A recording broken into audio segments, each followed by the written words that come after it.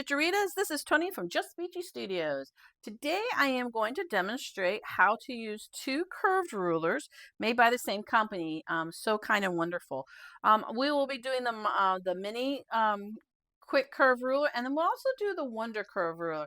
There is another ruler called the quick curve ruler, which is very similar to this one. But we're going to focus on these two because if you are part of my Tula Club, hosted at Cut Up and Sew in Palm Coast, Florida, this video is for these guys because this summer for the summer we're doing a sew along doing Dreamy Dan and Mod Flamingos, and those take these both rulers, but each of them takes one or the other. So what I'm going to do to walk you through how to use these rulers is I'm not going to pull out those patterns because I want you to purchase those patterns, support the designer. But because this is a ruler with a technique, I am going to use the patterns that are actually come with the rulers. So we're going to start with the Wonder Curve ruler first. This is the ruler you will need for the Dreamy Dan pattern, which is a big, wide flamingo, perfect to hang on your wall or your back of your door, maybe in the bathroom, on the back of the bathroom door or something. It's a fun pattern, and it doesn't take a lot, and it also can be used with a bunch of different scraps.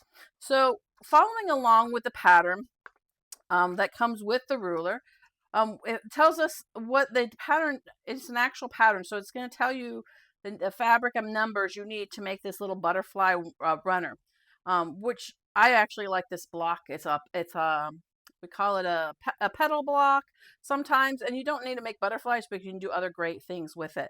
So using this as a starting point, I'm just going to cut one 4.5 inch square, 4 1/4 inch square, and one 5 3/4 square, and then we're going to just jump right in and follow along with the pattern, because it's just better that way. And again, when I look at things like this and I see lots of pictures and lots of words, my brain shuts off. It's like, whoa, whoa, whoa. But this is all these patterns, if you use this technique and use their product, is you need to follow it literally step by step. I know that's sometimes hard because, like me, I think I know it all and I just want to get through it. Don't. Ask me how I know, and then we can talk about it later. So the first thing we're going to do, actually, we're going to start on this side. The first thing to do is we're going to stack our 4 1/4 squares, and we're going to cut it. So let's pull out that 4 1/4 square, which I just realized as I'm talking to you, I cut it 4 1/2. It's okay because it just means I'll have a bigger space. And I'll trim it down here in a second. So let's talk about the ruler real quick. The Wonder Curve ruler is a 5 by 10 inch grid ruler. So when I cut these squares, I actually use this ruler. Keeps it simple. And it's got all these different little lines on it. We've got a black line, we've got an orange, and we've got a blue. And in the pattern, it's going to tell you how to line up and which line to use. So make sure you're paying attention. Couple other things that I have here handy when I'm cutting this up. Oops, I see the glare of the light getting in the way. I apologize. Hopefully you can still see what I'm doing. I recommend a really sharp, nice pair of scissors because sometimes you might miss it. And I use the 45 millimeter rotary cutter. You can use a 28. What I personally have discovered is I don't like it because I can't put enough pressure on it to make sure I'm going around the curve properly. So again, try both of them. I still like the 45 because I know how to put pressure on it properly and make sure I cut all the way through. All right. So now the first thing it tells us to do is take our 4 1/4 and put that point on the blue line point here. So I'm going to line it up right there, and I'm matching it up all the way around. So your first thing that I would think is like, well, do I match the fabric on the line or do I bring the fabric to the outside or the inside of the line? What do I do? And in the diagram, it shows where the fabric is up against the line. It doesn't show it like where the line is on the fabric. So I'm going to follow what the directions say. I'm going to push it up to the line, up to the fabric, the line. Let me see if I can zoom in. You can see that. So you can see the line. And there's the edge of the fabric. So I'm just bringing it up to the edge of the fabric. One of the good things about this particular tool, making these curves, is that there's a lot of scoring down, a lot of forgiveness. That's the word I'm looking for, a lot of forgiveness. So I am left-handed, so I'm going to be using my left hand, but if you're right-handed, use the right hand. And when I try to do this video, this is like the third time doing this video, I cannot put enough pressure in a curved motion to cut all the way through, and I actually slip the ruler. So a couple of things to keep in mind. This is not a non-slip ruler. You can use that spray product that will make your rulers grippy. That would be great. You can use sand dots if you want to, or those little plastic dots. You cannot use the OmniGrid Invisigrip because you got to have that slit. So just keep those things in mind and it will help you make a better cut. So I'm going to make sure my fabric's lined up still. I put my hand, I always mental, if you've taken any of my beginner classes, always a mental line of 1 inch away from any cutting edge. That just saves your nails and your fingertips. And you notice I'm putting pressure in the center point of the curve, because if you put pressure here and hold it, or if you put pressure over here, you're likely to strip it, or you're likely for the ruler to move. So try to put pressure point in the center of the curve, and that helps keep the fabric flat and the ruler flat. So just open your blade and just follow it along. Take your time. There's no reason to rush this. The other thing that comes to my mind, well, that's a pretty wide opening. Well, yeah, you are correct. So don't worry about if it's closer to the edge or the other edge. There's a lot of forgiveness in this pattern to help take care of that. So before I tend to, normally I don't remove my hand until I know I've cut all the way through. So I just pull it a little bit and look, I cut all the way through.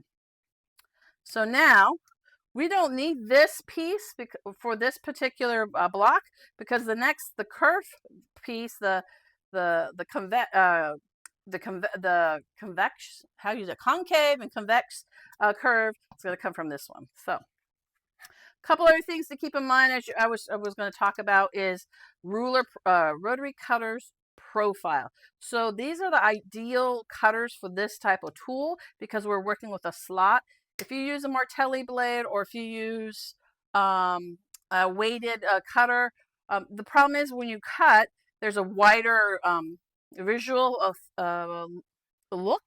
So you tend not to see, or you tend to run into the edge of your ruler. So I like these rulers because, one, you can use them left or right-handed, and two, because they have a slimmer line of sight when you're cutting. All right, so we've got that piece done. Here, let me pull out my camera a little bit more. There we go. And then I'm going to take this next piece, and according to the patterns, it tells us to take the ruler. I'm reading as I'm doing to make sure I'm doing this right. We're going to put it at the 5-inch. Here we go. Oh, we're going to first cut diagonal. See, I didn't even pay attention. I'm reading ahead. This is where it gets really overwhelming. First, we're going to cut this in half. Okay. Then we're going to layer them on top of each other.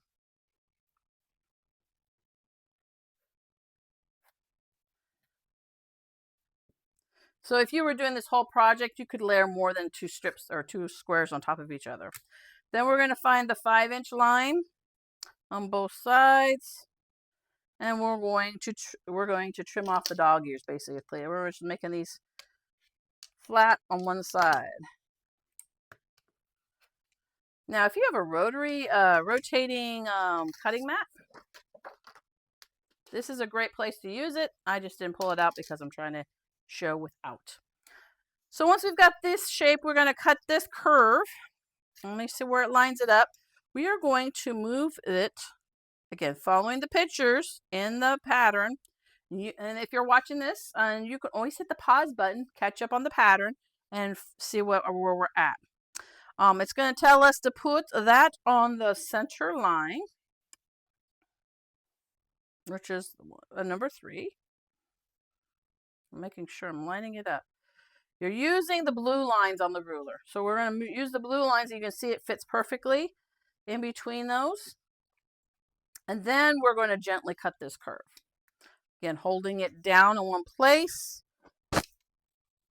I start off the fabric and come onto the fabric. I'm taking my time. Oops, see how it moves? That happens. Just take your time, reset it.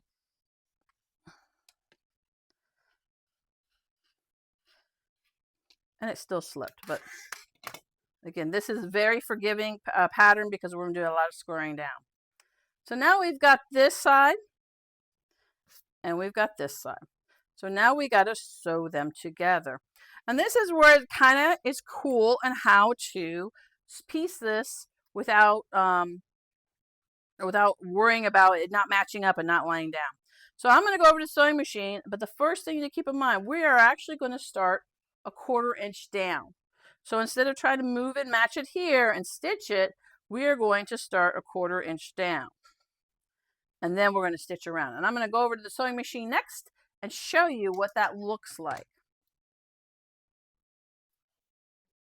All right, we're in front of my sewing machine, and now we're going to stitch these pieces together. So this is the Wonder Curve, just making sure if you're watching the video that you know where we're starting at. So you're always going to have the convex piece on the bottom and the concave piece on the top as we're stitching. So that's kind of something important to remember. We don't want to sew it like this. We want to sew it like this. And in the pattern, it tells us to bring it a 1/4 inch down.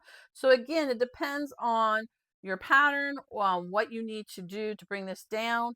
That looks like an 1/8. We'll go with that. That's a 1/4. And then we're going to start sewing. So a couple of things. I do start with a leader ender on my machine, just so I know that my stitches are formed. So when I stick my next piece down, it's not going to be going to create a knot on the back of my project. So a lot of people do this, and they normally say, well, I make half square triangles or this, that, and the other. And I'm like, the reason I do a leader ender is because I don't want that messy mess on the back of my project. So I don't use make blocks or anything out of it, because I think that's kind of not the purpose of why I do it. I do it so the form is stitched and it doesn't create a knot. So I do have my machine set up with my guide on my 1/4 inch foot, and my 1/4 inch stitch is there. I'm going to start off really slow. Speed is not your friend in this process. We don't want to stretch. We just want to go slow and match the edges. We're not pulling or stretching to make this fit. We're just stitching to make sure the edges are together. I try to zoom in a little bit so you can see what I'm doing. Tilt my camera. Hopefully this is a better way. Again, don't stretch, just relax. And all we're doing is matching the edges together. So we just got to stop a little bit and straighten it back up. Don't use a stiletto, because then again, that will stretch it. So just keep going until we get all the way to the end of our edges. Lift. You notice I'm also using a my feature if your feature does it, or if you have a knee lift. My machine has a hovering foot feature, so when I stop, the foot hovers, which is very important, because if the foot is pushed down in the fabric, you're going to be pulling it. So at this point, if you have a knee lift, which a lot of machines do nowadays, not the entry level ones, but if you have a knee lift, then use that so it pulls up the foot. If you do not, take the time, push up your foot, pressure foot lever, because again, we're releasing that pressure. We don't want any stretching on this. This is just supposed to be an easy, smooth process. No stretch, no pressure. So you're going to have to just kind of go stitch by stitch, stopping every couple stitches so you're still lining up the edges, because that's our focus. You're not sewing a curve, you're just sewing a straight line, but basically it's matching up. And you see what's I don't know if you can see what's happening. It's curling up here, and that's exactly what it's supposed to do, because it's actually stitching a curve, even though we are stitching a straight line. So again, lift, and now this is where a stiletto might come handy. You see, I see where it's buckling under here, so I'm just going to pull it and bring this down. But I don't want to stretch my fabric, so I just want to hold it in place as I'm doing that straight edge.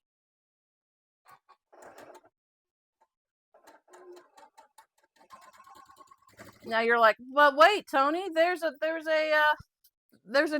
It didn't go all the way. It didn't match. That's part of the process. So what you will have now at this point, let me zoom out a little bit. Whoop, that wrong way. Go this way. Now you're going to have this nice curve. As you see, there's no puckering, there's no pulling. You will have tails on both ends. That is normal for this particular process with this particular ruler. They designed it that way, so when we go and press it, we can cut it down. So that's what I'm going to do. I'm going to press it and cut it down, And then I'm going to sew another piece on this side to finish up this petal. So give me a sec. All I'm going to do is lay my iron down and brush it gently. Do not, again, stretch or pull, but just lay the iron and press it gently down. And because I like to press towards the path of least resistance. I heard that from a friend this week, her Joanne. She says the same thing, which makes me happy when I hear teachers that I admire say the same thing. So I'm going to say the same thing she did, is you're going to press towards the path of least resistance. I do not press up in my curves. I do press them towards the less resist side. So sometimes if your fabric's heavy on one side or the other, you're going to see where it might actually come direct to a different direction. So just again, press towards the least resistance. So I'm going to go press it. Then I'm going to trim it. So I'm going to do a little quick video on how to trim it. And then we're going to come back and put the petal on the side. And then we're going to trim it again. All right, we are back to cut our block for making our petal for the Wonder Curve. And on the pattern, it shows you how you're going to line it up. And we're going to create that melon shape or petal shape by cutting another curve against it, like you can see what we're going to do here. So what I have done, and now when I look at mine, because I'm sure you are perfect, so it's going to match up perfect, mine's a little off. So what I do is I balance. I kind of manipulate it a little bit so it is kind of half and half. Just something you to do if you are working with that. So I am going to put my hand in the place. Oops, see how it slipped? I should get the grippies on it, but I haven't. Yep. And you're matching it up to this blue line. Hold it in place, secure it in place, and just cut. Take your time again. Everything is going to be a slow process with this, so do not rush through anything. So now we've got our petal part. We're going to go back over to the sewing machine. I'm going to find my little blue piece. And we're going to stitch this. And we're going to do the same concept where we bring this down a 1/4 inch and then sew across that curve with it. So I'm going to go back to the machine and we're going to go ahead and cut this one or sew this one. All right, we are back to finish up this last seam here and finish up this petal block. So again, on the directions, it says start a 1/4 inch down. So I am going to start a 1/4 inch down. Now I noticed this after the fact that I did not maneuver enough because I have a gap there. So we're going to manipulate again, but I am just going to start a 1/4 inch down. And I know that that's going to bite into my 1/4 inch seam. I'm going to show you how I'm going to fix that because you might have the same situation. So as it sits in stone, okay, I got the first one going. So instead of trying to force this area, let me zoom it in a little bit so you can see it. Instead of trying to, oops, there we go. Trying to get my camera right under there. So I apologize for all the wiggling using my tripod here. And my wheel is on it. So oops, sorry guys, I totally messed that up. There we go. So now as you can see, I still have a gap here. So this, and typically if I was doing a straight stitching, I would make I would still stitch it with a 1/4 inch seam, but I would only have like 1/8 of an inch there, as long as it's secured. So that's exactly what I'm going to do here. So I am going to imagine that these edges are touching, but I'm giving it 1/8 of an inch gap. So I am going to use my stiletto to hold in place till I get there. Then I'm going to go ahead and repeat what I did before. I'm just matching up the edges. I'm going to pivot, stitch, or not pivot, I should say, lift up our presser foot, stitch, matching the edges, no stretching, no pulling. We don't want any added, what do you call that, any added folds or puckerings. We're just going to, let me turn my speed down. You can see I have a tendency to go fast. I'm trying not to go fast. So slow, just slow and steady wins the race. We're just lifting to meet the edges. We're not stretching or pulling. Do I sound like a broken record yet? I'm telling you this because it's more, I'm saying this because it's more for me to hear that I cannot go fast when I'm doing a video on how to do this properly. And just remember, there are 20,000 ways to do everything in any of your sewing processes or quilting processes. So watch other videos. Maybe you'll pick up other tips. I'm not offended. I am still just just talking and sharing information that worked for me. Just so keep that in mind. Mine is not the end all be all weight. There are better and more efficient ways to do everything, but you got to find what works for you. So that's that in the bottom line of things. That's what you want to worry about. All right, I'm gonna just finish stitching it, and then I'm off. I'm gonna grab my leader ender, stick that back under there.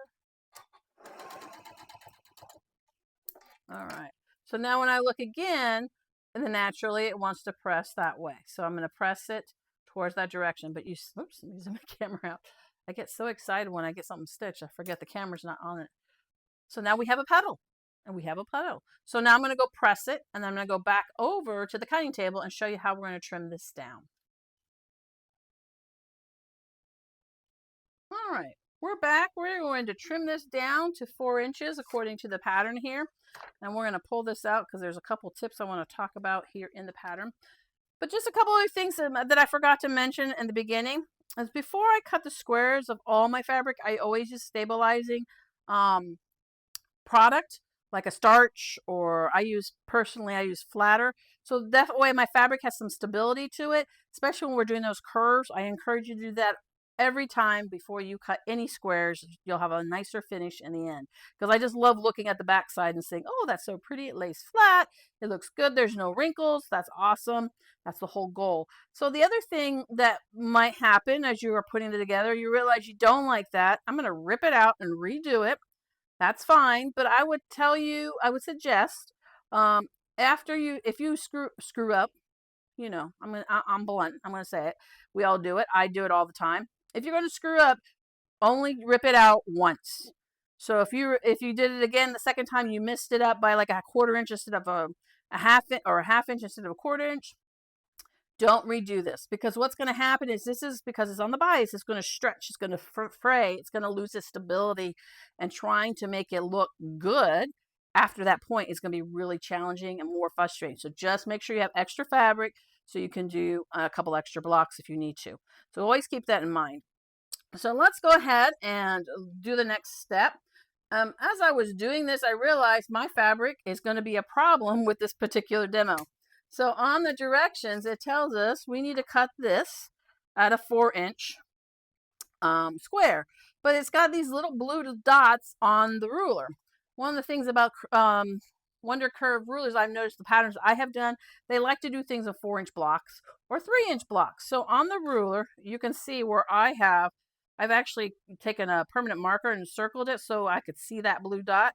But it also has a yellow or orange dot because it coordinates with the different lines and different blocks if you ever use another one of their patterns. So I have circled the blue dot in both sides. So there's 2 blue dots. Those blue dots we want on the points of our petal.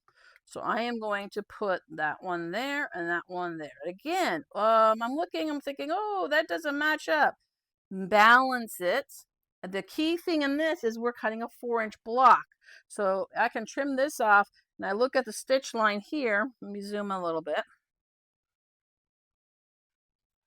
Turn the camera down a little bit there.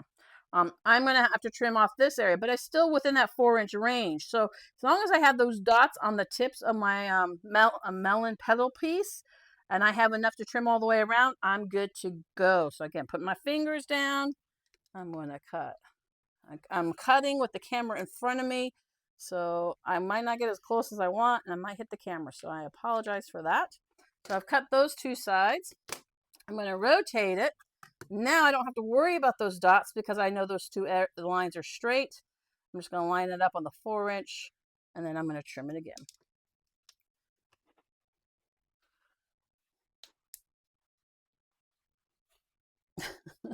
I'm sorry, I keep hitting the camera with my chest, and I'm not cutting exactly, but you get the gist of it. So there's our 4-inch block, and it does have enough for a 1/4-inch seam allowance on this, so it won't chew up into my points.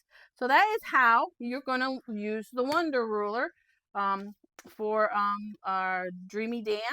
And then I'm going to finish up and show you how to use the mini curve ruler and wrap this video up. If you have any questions, just leave them in the comments. So now let's do a quick showing how the mini works, which is basically the same thing. The only difference on the mini, it doesn't have it doesn't have colored lines. So you're going to be using these different dash lines. There's a dash line that's bigger, and there's a dash one that's dots, and there's another one over here. So just make sure you're aware of whatever the pattern tells you to cut it on. That's what we're going to cut it on. And we're going to do the same thing. We're going to pull open the directions that came with the ruler and step along as we do this. So this one's a little easier. You just need two 5-inch squares, and you're going to be cutting both shapes out of that 5-inch square. This one, because again, it doesn't have the colored lines, you're going to use the dotted line. So it's going to tell us to match it down here in this point, and that's what I'm going to do. So again, putting that pressure on, and I noticed the other time when I was showing you, I will put my finger on the edges of the ruler too. That tells me when it moves and shifts. So I really should put some non-grippy feet on these. I just haven't done that yet. I have used this several times, so you would think I would have figured it out by now. So there again, I've got my two shapes. Now this is great on this particular pattern because that's it. We don't have to cut other shapes. And we're going to sew it exactly the same way as we did before. You're going to start a 1/4 inch. This one actually says a 1/2 inch. So, but the same concept. So we're going to stitch a 1/2 inch down versus a 1/4 inch. 1/4 inch is about there. A 1/2 inch is going to be about there. Doesn't have to be exact because again, we're going to square this down once we're done sewing it. Boy, I am stuttering a lot today in these videos.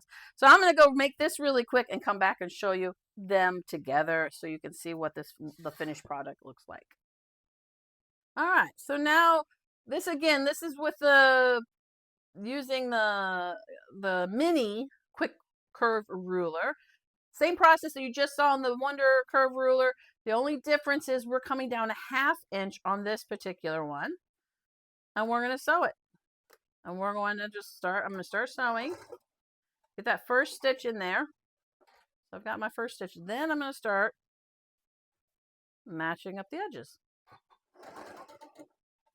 Now the pattern that came in this one is pretty basic.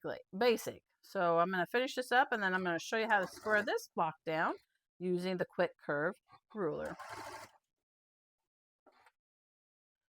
And if anybody knows me, I am a speed demon. I love to sew fast. I have a machine that sews 1,200 stitches a minute. Guess what? I use it fully, except when I do curves. So that's something to keep in mind. If you love to sew fast, this is not going to be the process for you. Or you're just going to have to learn to sew slower just for this to make these great curves. These curves come out really nice. I really do love this ruler. I think it makes a lot of sense. It finishes up wonderfully. And again, because of the way they create the patterns, it's easy for you to have accurate curves. If I was doing this on a regular curve, it would not come out as pretty. So all right, now I've got this one done. Let me zoom out my camera really quick. And again, press towards the path of least resistance, which is going to be towards that convex side. And then I'm going to square this down. I'm going to take you over there and show you how I did that. Let's finish this up, this little tutorial making these wonderful curve patterns using these curving tools. So we are on the quick curve mini ruler. Now where I'm at this step, and what makes it really cool about this pattern, this is all we're doing for this particular little funky table runner that is part of the ruler's pattern. So this is really simple, and these are considered a drunkard's path, but they are very different because they are a different shape of a curve, which makes them kind of unique and modern for a lot of those modern quilters out there. So as you see here, it's very important to line it up at these certain points, which happens to be the 4 inch. So we're going to line this up according to the pattern. Bring this down. I'm lining up the 4 and the 4, and I'm matching it up on the curve. So the beginning of the curve is where I'm lining it up. So Let me see if I can zoom in so you guys can see what I'm saying. So when we look at this 4 over here, it is on that where the two fabrics are intersecting. So I want to do the same thing on this one, which means I might have to tilt it a little bit.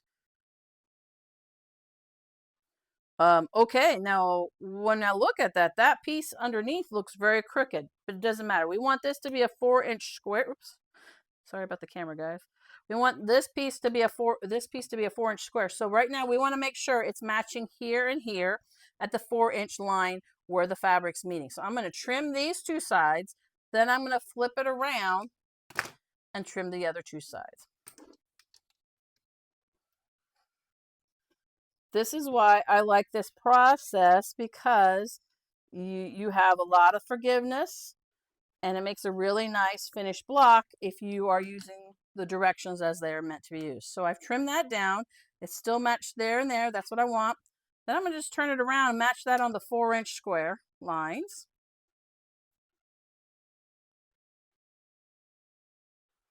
And then trim the rest off.